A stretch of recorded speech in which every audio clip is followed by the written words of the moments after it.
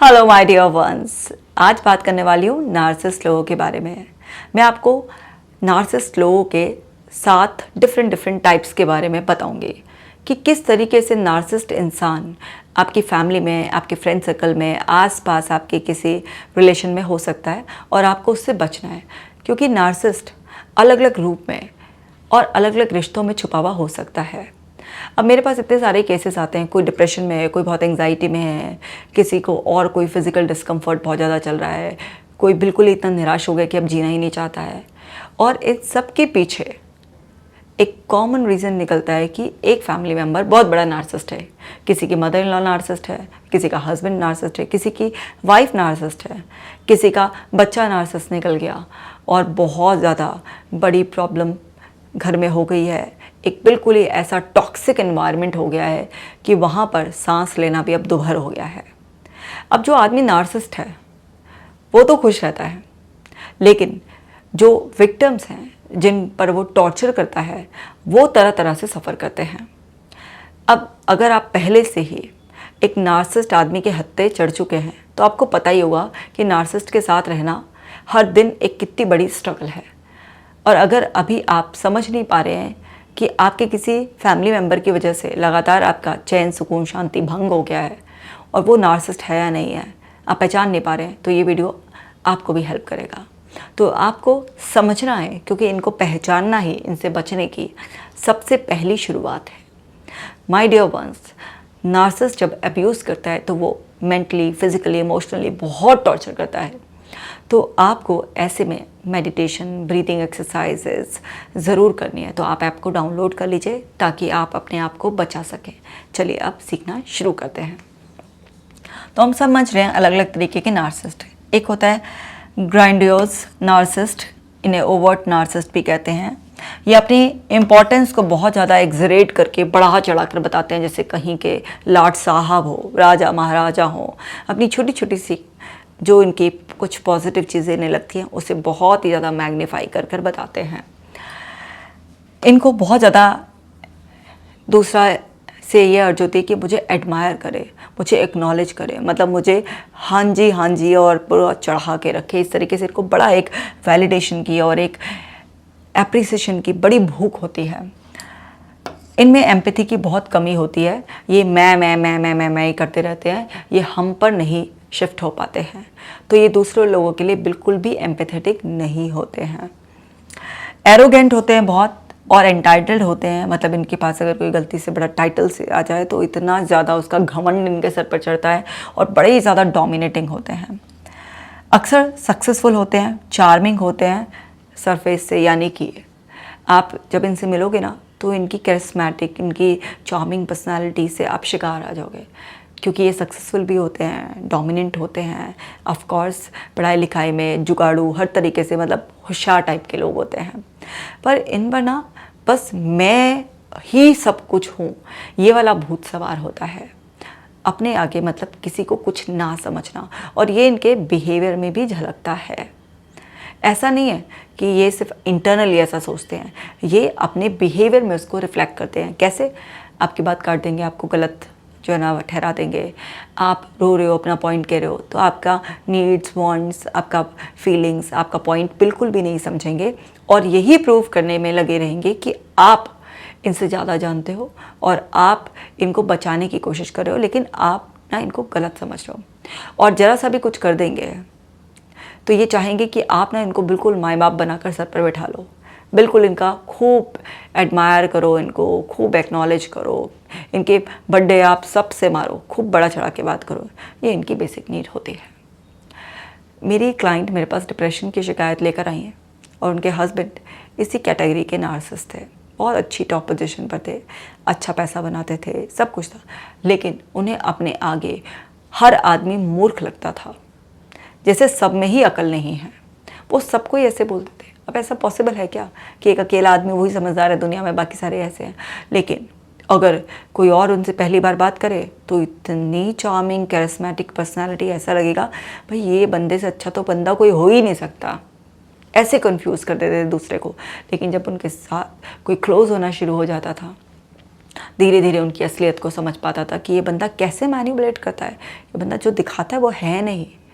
हर तरीके से, कभी डोमिनेंस से, कभी अपने एग्रेशन से, कभी किसी तरीके से, बस मैं ही मैं ही मैं ही मैं हूँ।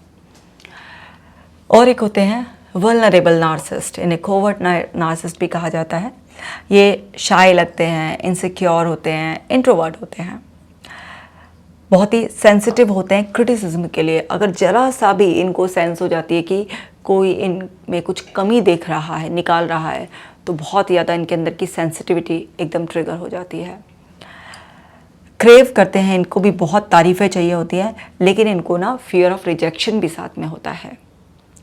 इसी तरीके से ये ना बहुत ही विक्टिम कार्ड प्ले करते रहते हैं, मैनिपुलेट करते रहते हैं। कभी गिल्टी फील करेंगे, कभी दूसरे को भी इस तरीके से ऐसे शो करेंगे कि कितना गिल्ट फील कर रहे हैं, और कभी दूसरे को ऐसे अपने इमोशनल मैनिपुलेशन से गिल्ट में डाल देंगे।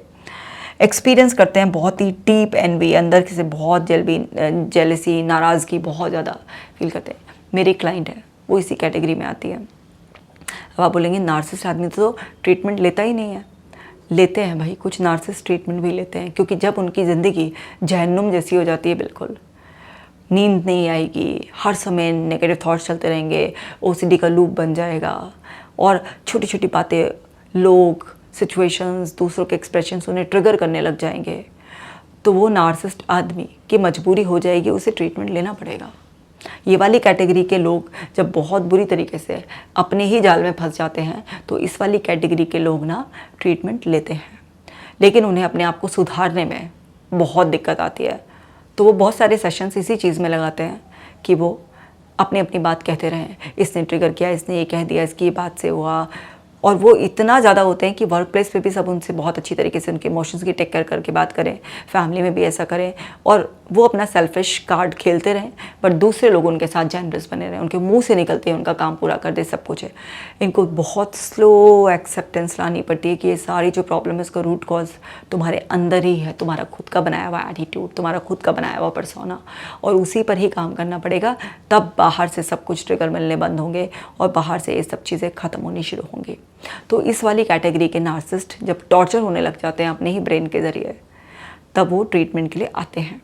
लेकिन उन्हें टैकल करना भी अपने आप में एक आर्ट है, जो कि मैंने इतने सालों में सीख ली है।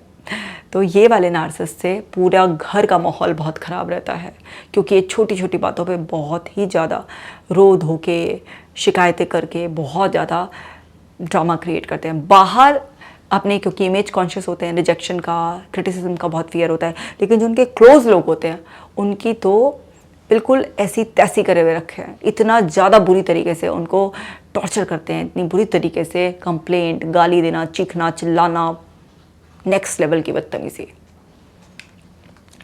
और है मैलिग्नेंट नार्सिसिस्ट, मोस्ट टॉक्सिक और डेंजरस टाइप होते हैं। क्यों होते हैं? क्योंकि इनका नार्सिज्म एंटी सोशल ट्रेड्स से, अब हर व्यक्ति सोशल है ना, कॉर्डियल होना चाहता है सोशल रिलेशनशिप में, लेकिन ये एंटी सोशल इनके ट्रेड्स जो ना नार्सिज्म से मिक्स हो जाते हैं।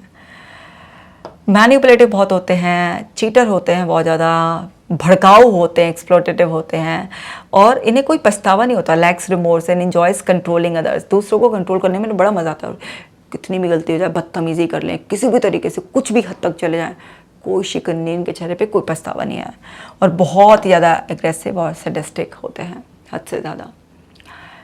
अब मेरे पास ना वैरायटी के क्लाइंट्स आते हैं ना, तो जो है ना मेरी एक क्लाइंट है, तो उनके हस्बैंड इसी कैटेगरी के हैं। सोशल लेवल पर अगर ज़रा सा भी कुछ भी हो, तो उनके अपने ऐसे एंटी सोशल व्यूज़ और ऐसा एंटी सोशल बिहेवियर होता है उनका कि मतलब पूरा का पूरा घर हर समय एक टेरर के उसमें रहता है कि आदमी घर में तो तबाही मचाए रखता है, दूसरे लोगों को भी कोई भी सोशल होने नहीं दे रहा है, और सोसाइटी में अगर कुछ चल भी रहा है तो सब में टांग अड़ाकर ऐसा एंटी सोशल बिहेवियर हद से ज़्यादा कि सबको कैद कर रखा है। तो वो बड़ी परेशान थी कि बिल्कुल घर में घुट के रहो, क्योंकि मेरा हस्बैंड नार्सिसिस्ट है और पूरा एंटी सोशल है, और अगर उसकी बात ज़रा सी भी कट गई, ज़रा सा भी उसने सेंस कर लिया कि उसकी बात नहीं सुनी जा रही है, जो वो डोमिनेंस और पूरा हमें बंद करके रखना जा रहा है, अगर हमने ज़रा सी भी खुल के सांस ले ली, तो इतनी तबाही, इतनी बदतमीज़ी मचाते हैं कि हद से ज़्यादा। तो ऐसे इंसान के साथ रहना वास्तव में बहुत मुश्किल होता है। अब देखो, नार्सिसिस्ट पे मैंने बहुत सारी वीडियोज़ बनाई हैं, और आदमी अपने चाइल्डहुड एक्सपीरियंस से जेनेटिक उससे कुछ ट्रॉमेटिक पेनफुल एक्सपीरियंसेस से, बहुत सारी चीज़ों से, या उसको जैसी अपब्रिंगिंग दी गई है, अगर उसको बहुत ज़्यादा पैम्पर्ड और स्पॉइल्ड चाइल्ड की तरह अपब्रिंगिंग मिली है, उसको ऐसा बना दिया गया है कि उसे उसकी पैम्परिंग ने उसको स्पॉइल कर दिया है, तो बड़ी सारी रीजंस की वजह से नार्सिसिस्टिक ट्रेट्स एक पर्सन में डेवलप हो जाते हैं। और हर कंडीशनिंग को रिकंडीशन भी किया जा सकता है, पर बात यह है कि जब ये नार्सिसिस्ट तैयार हो जाता है तो नार्सिसिस्ट अपने आप को ही सही मानता है और अपने आप में ही, अपने ही चार्म में, अपने ही उसमें खोया रहता है, ये रियलाइज़ नहीं करता। लेकिन जब ये बहुत बुरी तरीके से अपने ही प्रॉब्लम के लूप में फंस जाता है तो कुछ टाइप ऑफ नार्सिसिस्ट ट्रीटमेंट के लिए आते हैं और ठीक भी हो जाते हैं। एक होता है कम्युनल नार्सिसिस्ट। ऐसा नार्सिसिस्ट एडमायरेशन सीख करने का उसका अपना एक अलग ही तरीका होता है, एक्ट ऑफ सर्विसेज करके, यानी कि सोसाइटी में कुछ चैरिटी वगैरह करके, कुछ इस तरीके से एक्ट ऑफ काइंडनेस, जिसे सोसाइटी कहती है अरे वाह क्या बढ़िया सज्जन आदमी है, ऐसे करके ये ना तारीफ़ें बटोरना चाहता है। Wants to be seen as selfless and morally superior. ऐसे ये दिखाना चाहता है कि बिल्कुल सेल्फलेस सर्विस कर रहा है और इसके मॉरल्स कितने हाई हैं, कितना डेडिकेटेड है, कितना मतलब दूसरों के बारे में सोचता है। होता नहीं है, सिर्फ इसको अंदर से ना तारीफ़ों की भूख होती है, उसके नाम की भूख होती है। एक्सप्लॉइट्स चैरिटी वर्क और social activism for self promotion. खुद के प्रमोशन के लिए इस तरीके के सोशल इवेंट्स ऑर्गेनाइज करना, चैरिटी करना और सब चीज़ें शो करके ना, आपने ऐसे देखे भी होंगे ना, बहुत सारे लोग करते हैं। चैरिटी करना बहुत अच्छी बात है और चैरिटी वर्क को पब्लिक करने में भी कोई दिक्कत नहीं है, लेकिन इन लोगों का फोकस उसी चीज़ पर होता है कि ये सिर्फ और सिर्फ अपना नाम चाहते हैं, इनकी कोई इंटेंशन नहीं होती है ऐसे। और ऐसे लोग उन लोगों को भी, जो लोग जेन्युइनली सोशल वर्क करते हैं, उनका भी नाम खराब करते हैं, क्योंकि ये छोटे छोटे से इवेंट्स को भी बहुत बड़ा चढ़ा कर दिखाते हैं।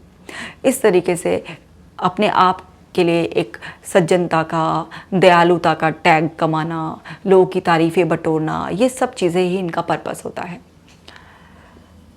और इनके पीछे अपना ब्रांड बनाना, या ये लोग कोई बिज़नेस करते हैं उसका प्रमोशन करना, तो आपने ऐसे बहुत सारे देखे भी होंगे ना, बड़ी सारी कंपनीज इस तरीके से करते हैं। तो अब मैं ये नहीं कह रही हूँ कि सब लोगों का इंटेंशन ऐसा होता है, बट बहुत सारे लोगों का इंटेंशन यही होता है अपने आप को या अपने बिज़नेस को प्रमोट करना, और वो इस कैटेगरी के लोग आते हैं। और डिफरेंशिएट तो आप तभी कर पाएंगे कि कौन जेन्युइनली कर रहा है और कौन इस कैटेगरी का बंदा है, जब आप उसके सर्कल में आएंगे। Becomes aggressive when their goodness is question.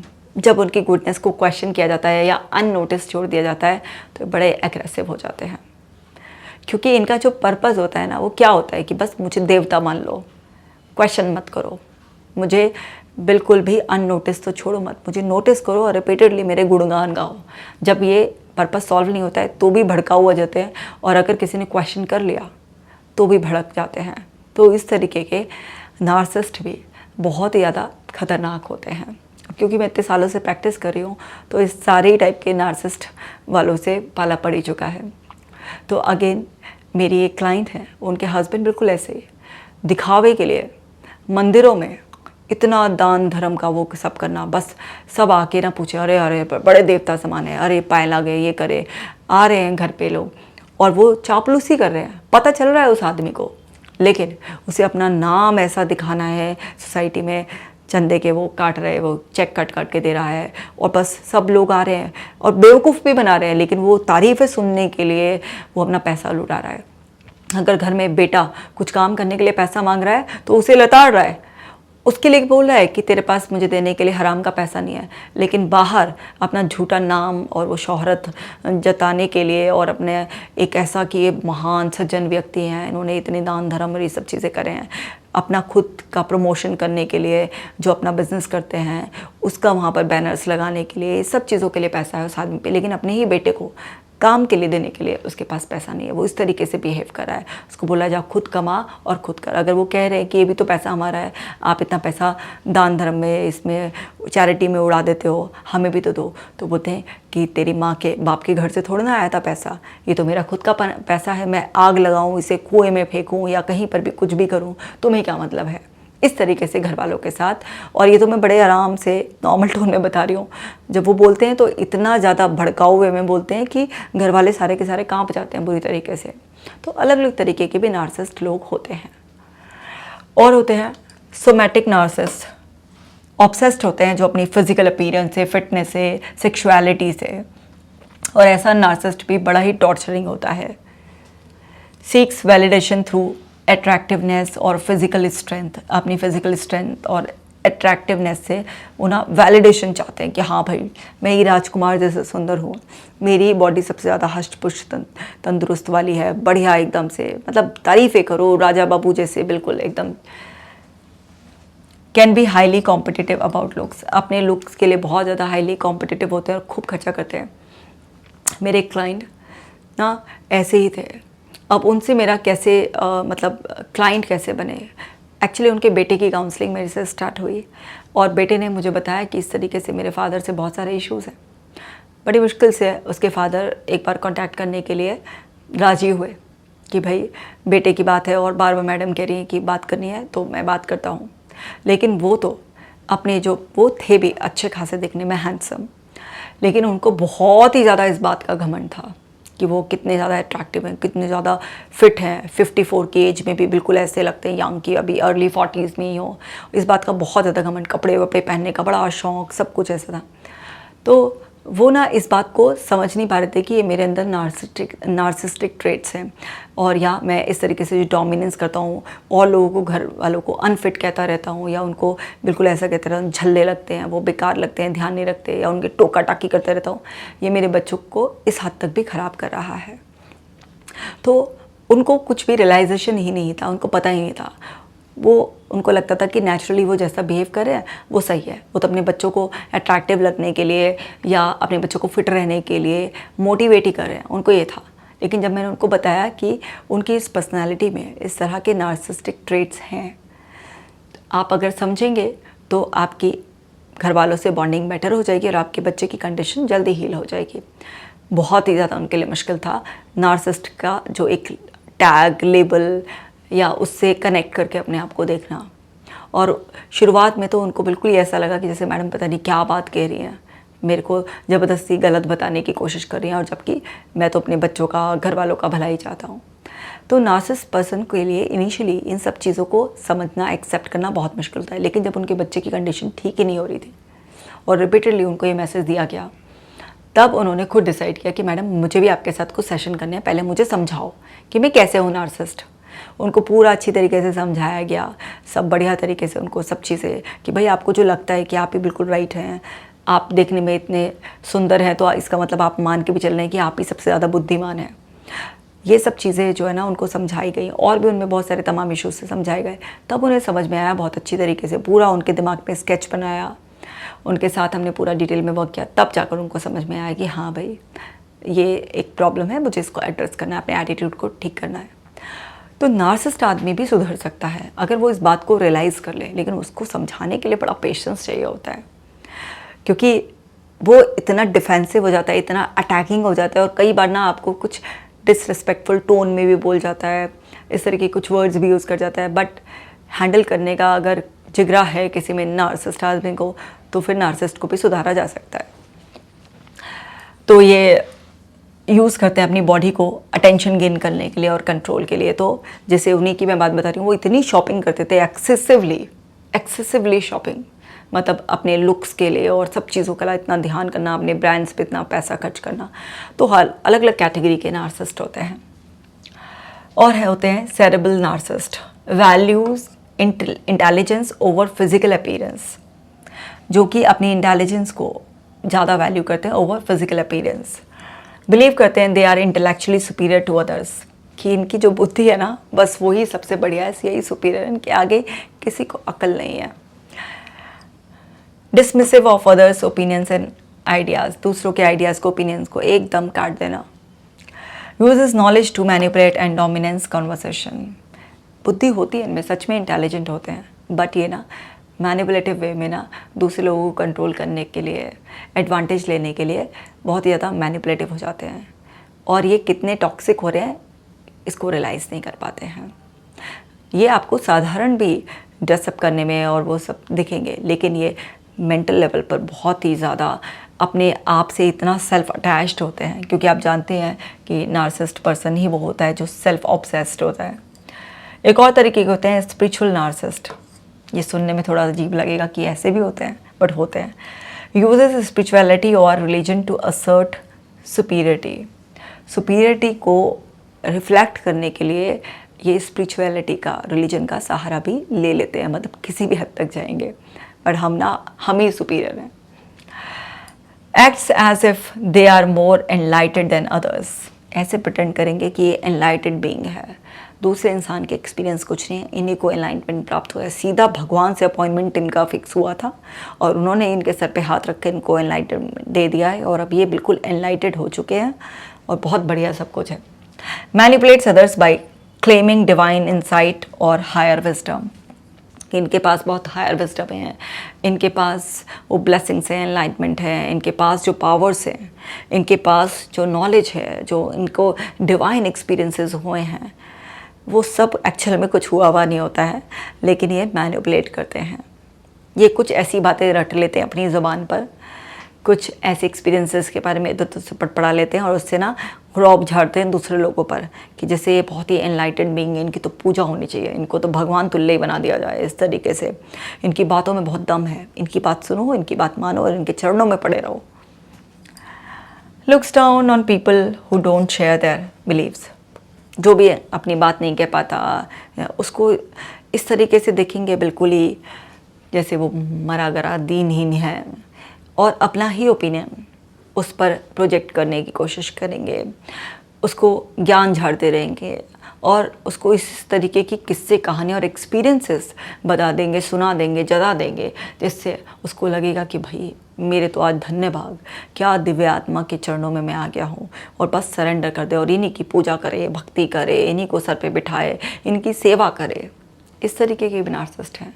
अब नाम लेने में, पंगे लेने का क्या फ़ायदा है, आप जानते हैं ना, बहुत सारे ऐसे होते ही हैं ना जो अपने आप को गुरु, स्पिरिचुअल मेंटर्स कहते हैं और बाद में पता चलता है कि फेक थे। तो इस तरीके के नार्सिसिस्ट लोग भी होते हैं जो अपने आप को कुछ और दिखाते हैं। तो अलग अलग तरीके के नार्सिसिस्ट लोग हो सकते हैं। आपको पहचानना है कि आप कौन से नार्सिसिस्ट के शिकार हो गए हैं। और कई बार ना ये मिक्स भी होता है, ऐसा नहीं कि कोई एक ही, उसमें 2-3 टाइप भी मिक्स हो जाते हैं उसमें, वो और भी ज़्यादा भयंकर हो जाता है। लेकिन कैटेगरी में भी इनको क्योंकि बांटा गया है तो मैंने आपको इसलिए भी अवेयर कर दिया। नार्सिसिस्ट वालों की पूरी प्लेलिस्ट देख लो, क्योंकि नार्सिसिस्ट को समझना, उसको पकड़ना ही आपके लिए सबसे बड़ी जीत होगी। देखो, नार्सिसिस्ट तभी सुधर सकता है, जैसे मैंने ना कई सारे नार्सिसिस्ट लोगों को भी पूरी तरीके से नॉर्मल ट्रेन किया है, लेकिन वो नार्सिसिस्ट हैं, या तो वो पहले बहुत ज़्यादा टॉर्चर हो गए अपनी ब्रेन बॉडी से, इसलिए वो आए, या उनको पता ही नहीं था कि ये नार्सिसिस्टिक ट्रेट्स हैं और वो गलत है। तो मेरे क्लाइंट हैं, उनको पता ही नहीं था कि ये नार्सिसिस्टिक ट्रेट्स हैं, उनको बहुत टाइम लगा। आप ये देखो, हमने 12-15 सेशन लगाए इस चीज़ में ही कि उनको ये रियलाइज़ कराने के लिए, एक्सेप्टेंस के लिए, और तब उनको एक्सेप्टेंस आई तो वो ऐसे चेंज हो गए कि उनकी वाइफ, उनके बच्चे इतने खुश, इतने ज़्यादा खुश, जैसे उन्हें नया जीवन मिल गया हो। घर में शांति हो गई, सारी कंट्रोलिंग जो नेचर थी, जो इतना बुरी तरीके से हर्ट करना था, टॉर्चर करना था, फिजिकल, मेंटल, इमोशनल, हर लेवल पर जो बुरे से बुरा गंद से गंद उड़ेलते थे, वो सब खत्म हो गया। तो उनके लिए तो ऐसा हुआ कि जैसे एक सपना सच हो गया। और कुछ टाइम तक तो फैमिली वालों को यकीन ही नहीं हुआ कि ये आदमी ऑल टुगेदर बिल्कुल 360 डिग्री चेंज हो गया, क्या चमत्कार का करिश्मा हो गया। तो अगर नार्सिसिस्ट चाहेगा तो चेंज हो जाएगा। टाइम लगता है लेकिन हर चीज़ में, तो उन पर भी मेहनत करके हमें बहुत टाइम लगा। तो ये वीडियो आपको बहुत ज़्यादा एक ऐसा मैसेज दे रहा है कि आपको ना अपने आप को प्रोटेक्ट करने के लिए अवेयर रहना है, क्योंकि कई बार आपके लिए पॉसिबल नहीं होगा कि आप नार्सिसिस्ट से बिल्कुल रिश्ता तोड़ दें, क्योंकि वो आपके इतने क्लोज रिलेशन में होगा। आप उससे रिश्ता नहीं तोड़ पाएंगे, लेकिन धीरे धीरे आप बाउंड्री बनाकर अपनी स्ट्रेंथ को बढ़ा सकते हैं और अपना कंट्रोल अपने हाथ में ले सकते हैं। तो इसलिए आप इस वीडियो को बाकी लोगों के साथ भी शेयर कीजिए, ताकि सब लोग अपने आप को अच्छे से प्रोटेक्ट कर सकें। माय डियर वंस, मैं मिलूंगी आपसे नेक्स्ट वीडियो में। आप अपना खास ख्याल रखना।